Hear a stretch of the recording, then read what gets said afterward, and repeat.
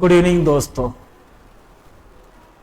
मैं डॉक्टर राजेश कुमार निगम दृष्टि IAS campus DIC की इस ऑनलाइन प्लेटफॉर्म पर आप लोगों का स्वागत एवं अभिनंदन करते हैं। दृष्टि आईएएस डीआईसी के द्वारा आप लोगों के लिए यूपी टेट की नई बैच शुरुआत की गई है। ये बैच जो है आपकी टारगेटेड बैच है। इस टारगेट बैच के लिए हमने आपके लिए अपनी क्लास को डिज़ाइन करने का काम किया है, जिसमें आपको अलग अलग टीचरों के द्वारा अलग अलग क्लासेस दी जाएंगी। इसमें मैं यानी डॉक्टर राजेश कुमार निगम के द्वारा आपको साइकोलॉजी की क्लास मिलेगी, यानी चाइल्ड पेडोलॉजी की क्लास मिलेगी।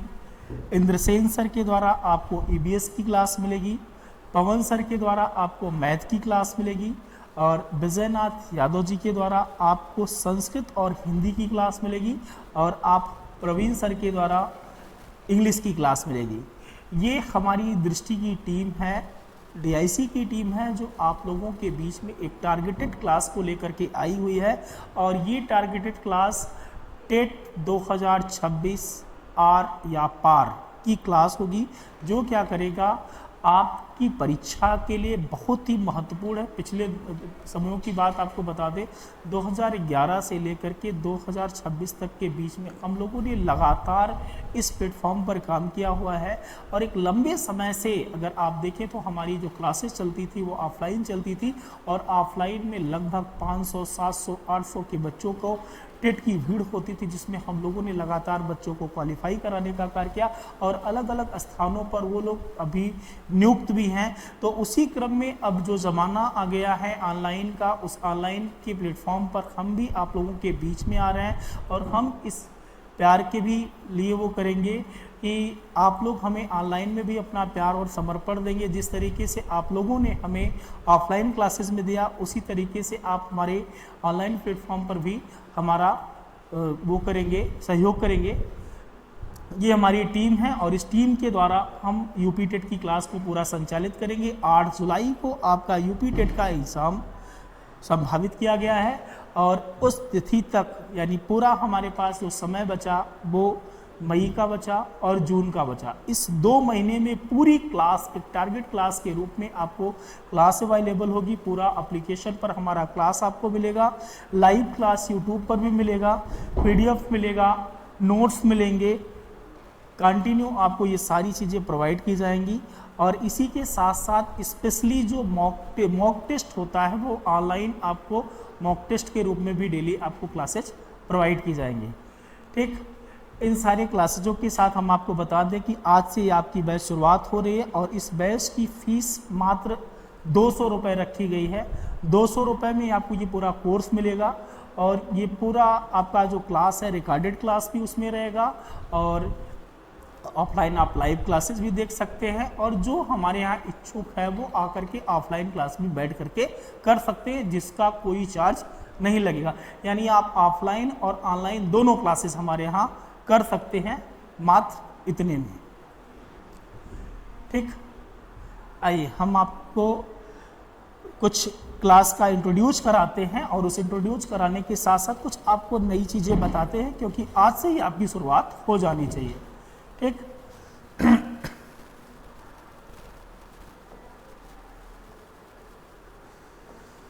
जैसा कि आप लोगों को पता है, जैसा कि आप लोगों को ये पता है कि ये जो हम लोग सीडीपी पढ़ते हैं, ये जो हम लोग सीडीपी पढ़ते हैं, इसे चाइल्ड पेडोलॉजी कहा जाता है। विशेषतः इसे चाइल्ड पेडागॉगी कहा जाता है। हम लोग जो पेडोलॉजी शब्द की बात करते हैं वो पेडोलॉजी शब्द नहीं है, ये पेडागॉगी शब्द है। ठीक है, तो इसे हम लोग कहें तो ये हिंदी में इसे हम लोग बाल विकास कहते हैं। हिंदी में इसे क्या कहा जाता है? बाल विकास कहा जाता है। बाल विकास की बात करें तो इसकी शुरुआत कहाँ से होती है, उस जड़ से हम चलेंगे और उस लक्ष्य तक पहुँचने का काम करेंगे, वहाँ तक पहुँचने का काम करेंगे जहाँ पर हमारा ये पूरा कोर्स समाप्त होता है। तो शुरुआत बाल विकास की कहाँ से होती है, हम उस शाखा से चलते हैं। जैसे हम लोग देखते हैं कि एक वृक्ष होता है, एक वृक्ष होता है और इस वृक्ष की अनेक शाखाएं होती हैं और इन शाखाओं से क्या है कि अलग अलग चीज़ें निकलती हैं।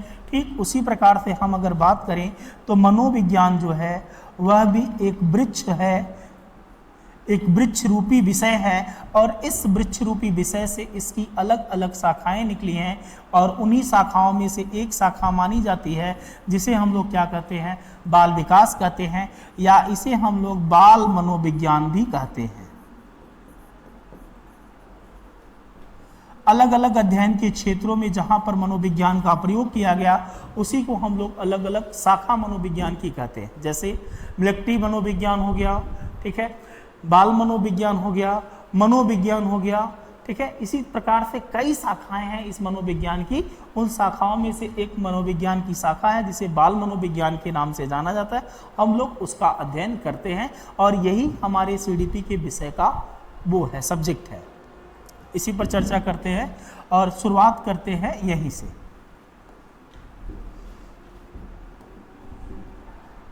ये देखिए एक बैच जो आपके लिए क्या है कि प्राइमरी लेवल के लिए भी है और अपर प्राइमरी लेवल के लिए है। तो दोनों विद्यार्थियों को हम एक बार फिर से सूचित करना चाहते हैं कि सीडीपी की क्लास के लिए आप यहाँ पर अधिक से अधिक संख्या में जुड़ने का काम करें और आपको सीडीपी का पूरा कॉन्सेप्ट इस क्लास के अंतर्गत यूट्यूब पर भी मिलेगा।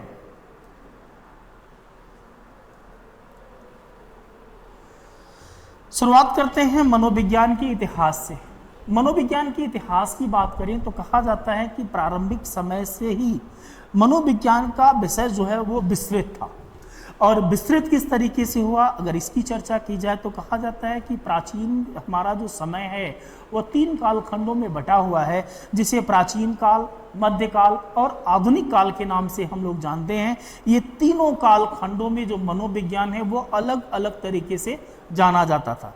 जैसे प्राचीन काल की बात करें तो प्राचीन काल में जो मनोविज्ञान था उसकी शुरुआत दर्शन शास्त्र से मानी जाती है। अर्थात कहा जाता है कि सबसे पहले मनोविज्ञान जो है वह दर्शन शास्त्र के अंतर्गत था।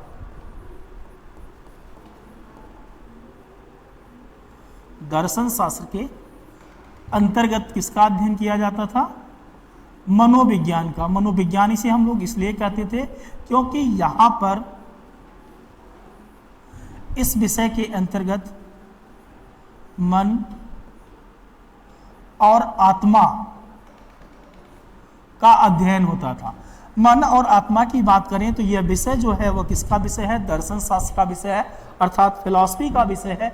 इसीलिए इसे क्या कहा गया, दर्शन शास्त्र का विषय कहा गया, ना कि मनोविज्ञान का विषय कहा गया।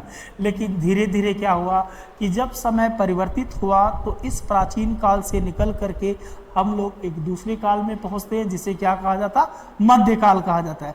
प्राचीन काल में मनोविज्ञान का और दर्शन का विषय कहा गया, दर्शन का हिस्सा माना गया, फिलॉसफी का हिस्सा माना गया। कहा जाता है कि इसके जो प्रमुख विचारक थे वह प्लेटो थे और अरस्तु थे। कौन थे, प्लेटो थे और अरस्तु थे। अरस्तु देखिए यहाँ पर अरस्तु हैं जिन्हें दर्शन शास्त्र का जनक कहा जाता है। विशेष रूप से अब अरस्तु को विशेष रूप से ध्यान दीजिएगा। अरस्तु एक ऐसे महान दार्शनिकों में से हैं जिन्हें दर्शन शास्त्र का जनक कहा जाता है, राजनीति विज्ञान का जनक कहा जाता है, जबकि एक शाखा है साइंस की जिसे बॉटनी कहा जाता है, तो वो उसके भी जनक माने जाते हैं। तो अरस्तु की बात अगर करें तो अरस्तु जो थे वो दर्शन शास्त्र के जनक थे और इनके समय में आत्मा का अध्ययन किया जाता था। ठीक है, क्योंकि मनोविज्ञान की बात करें तो मनोविज्ञान अंग्रेजी के शब्द साइकोलॉजी के शब्द का रूपांतरण है जो एक ग्रीक भाषा के शब्द से बना है। ग्रीक भाषा में साइकोलॉजी को साइकी धन लोगस कहते हैं, जिसमें साइकी का अर्थ होता है आत्मा और लोगस का अर्थ होता है अध्ययन। अर्थात आत्मा के अध्ययन करने वाले को क्या कहा गया, मनोविज्ञान कहा गया, आत्मा का अध्ययन कहा गया। और इस आत्मा का अध्ययन किसके अंतर्गत किया जाता था, दर्शन शास्त्र के अंतर्गत किया जाता था। फिर परिस्थितियां आगे बढ़ी, समय आगे बढ़ा और जब समय आगे बढ़ा तो इसमें परिवर्तन की स्थिति बनी और परिवर्तन की स्थिति के साथ साथ इसमें क्या हुआ कि हम लोग दूसरे कालखंड में पहुंच गए। जो यहाँ पर अभी आत्मा का अध्ययन किया जा रहा है, मन का अध्ययन किया जा रहा है, ठीक है, अब वह कहाँ पर पहुंच गया, चेतना के अध्ययन पर पहुंच गया। अर्थात हम लोग दूसरे कालखंड में पहुंच गए जिसे मध्यकाल कहा गया। मध्यकाल का जो समय था उस समय धर्म बहुत ही प्रभावित था। मध्यकाल में धर्म जो था वो बहुत ही प्रभावित था और अपने प्रभाव के कारण मन को ईश्वर और आत्मा से जोड़ दिया गया। मन को किससे जोड़ दिया गया? ईश्वर और आत्मा से जोड़ दिया गया। अर्थात अब ये कहा जाने लगा कि ये जो मन होता है वह ईश्वरी होता है।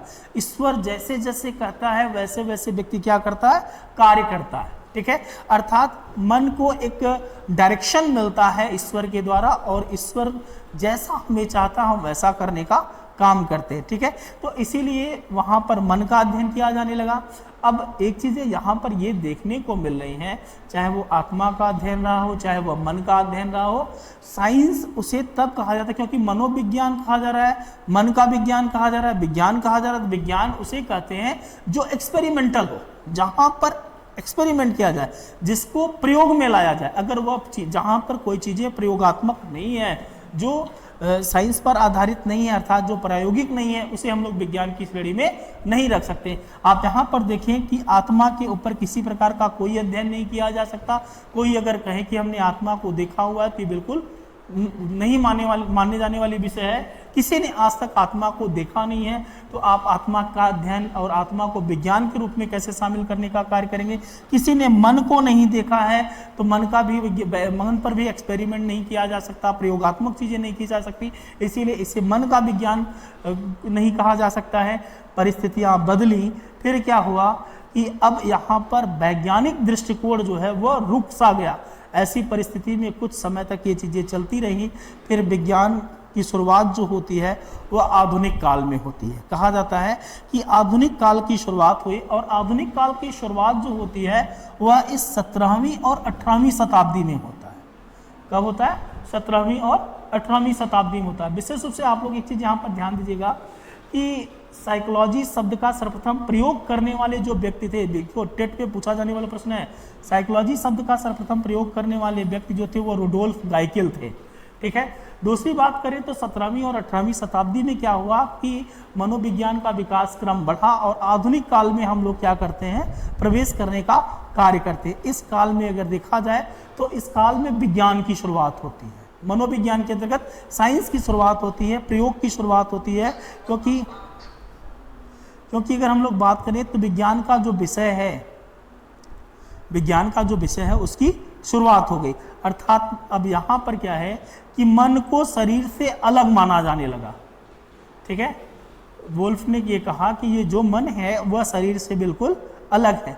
अर्थात एक्सपीरियंस और तर्क दोनों अलग अलग होते हैं।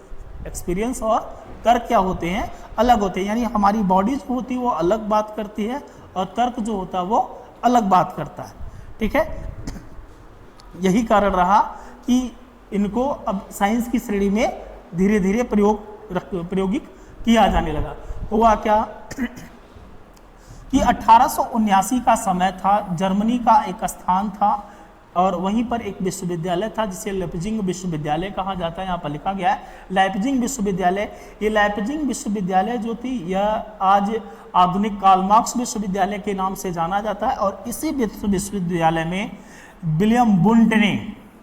विलियम लिखा गया। विलियम बुंट जो थे वो क्या करते हैं? मनोविज्ञान की प्रथम प्रयोगशाला को स्थापित करने का कार्य करते हैं। अब यहाँ पर मनोविज्ञान की ये प्रथम प्रयोगशाला जब स्थापित हो जाती है तो आप ये जान लीजिए कि ये माना जाने लगता है कि अब मनोविज्ञान के क्षेत्र में प्रयोग होने लगा, साइंस का प्रयोग होने लगा। इसीलिए मनोविज्ञान की प्रयोगशाला यहाँ पर विलियम बुंट के द्वारा स्थापित की गई 1879 ईस्वी में। और ये कहाँ पर है? जर्मनी में है। जर्मनी में लाइप्जिग विश्वविद्यालय, जिसे आज के समय में हम लोग इसे कार्ल मार्क्स विश्वविद्यालय के नाम से जानते हैं। कार्ल मार्क्स विश्वविद्यालय, ठीक, कार्ल मार्क्स विश्वविद्यालय के नाम से जानते हैं, वहां पर इसकी स्थापना की जाती है। ठीक, अब जब विलियम बुंट के द्वारा मनोविज्ञान की प्रथम प्रयोगशाला जब यहाँ पर स्थापित हो जाती है तब इसमें क्या होता है?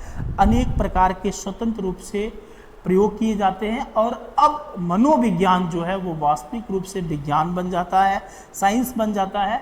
और साइंस के क्षेत्र में अब क्या होता है कि अलग अलग तरीके से इसका प्रयोग किया जाने लगता है। ठीक है। तो ये मनोविज्ञान का एक इतिहास था। अब इसके अंतर्गत आप देखेंगे तो पेस्टोलॉजी का एक समय आता है, कहते हैं कि हम करके सीखने का कार्य करते हैं। सिगमंड फ्रायड आते हैं, अचेतन मन का सिद्धांत देने का कार्य करते हैं, और मनोविज्ञान की जो विकास की जो प्रक्रिया बढ़ती है वह इस तरीके से बढ़ने का कार्य करती है।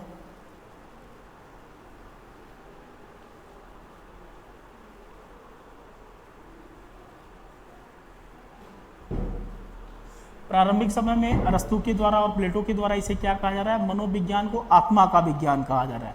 ठीक है, तो यहाँ पर आप विशेष रूप से ध्यान दीजिएगा कि किसने इसको कहा।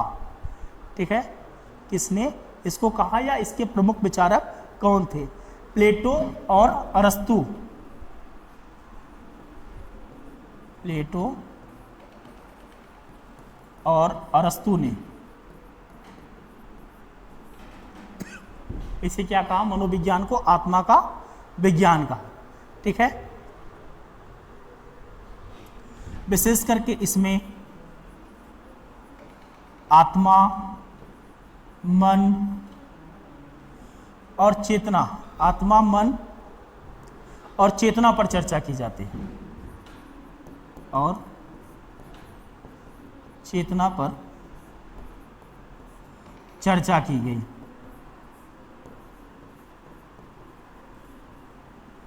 ठीक, दूसरे क्रम में आते हैं, मनोविज्ञान आत्मा का विज्ञान हो गया। ठीक, फिर आते हैं हम लोग मन के विज्ञान के रूप में। मन की भी चर्चा इसी तरीके से की गई। ठीक, क्योंकि यहां पर मन को ईश्वर और आत्मा से जोड़ दिया गया।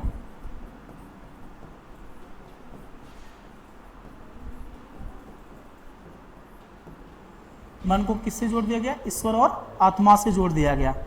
ठीक है,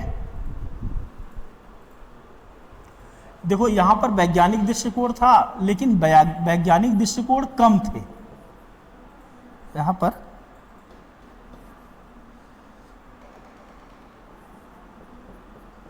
वैज्ञानिक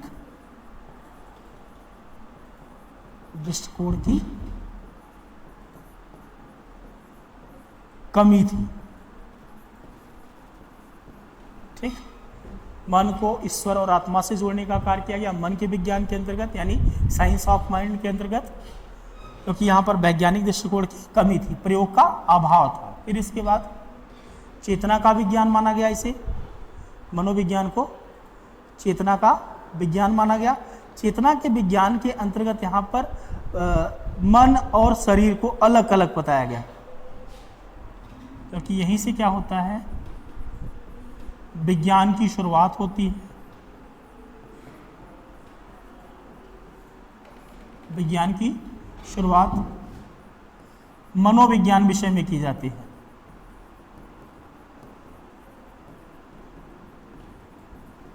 दूसरी बात क्या कही जाती है यहाँ पर,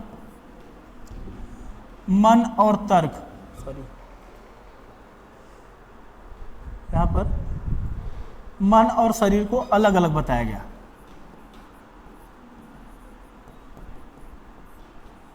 मन और शरीर को अलग किया गया।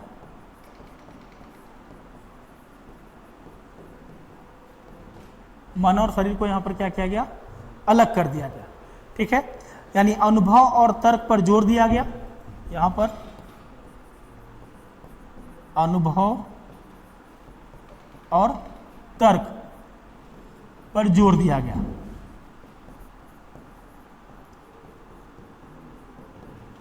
ठीक है, ये आधुनिक काल था, और यहीं से क्या होता है, मनोविज्ञान की शुरुआत होती है, जो विज्ञान की श्रेणी के अंतर्गत आता है। ठीक है, अर्थात इसी के बाद ये देखिए एक विधि है जिसे कहा जाता है आत्मनिरीक्षण विधि।